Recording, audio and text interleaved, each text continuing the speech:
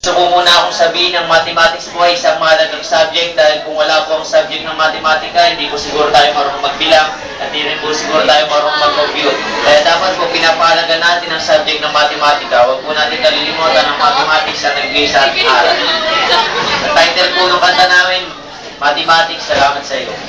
1, 2, 3, go! Uso pa ba ang mathematics? Marahil ikaw ay mahilig sa math. Sino ba to?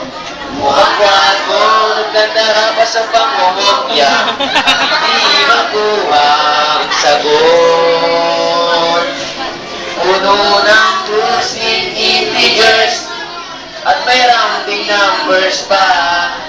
Sa iyong pagtuturo ako'y gumagaling.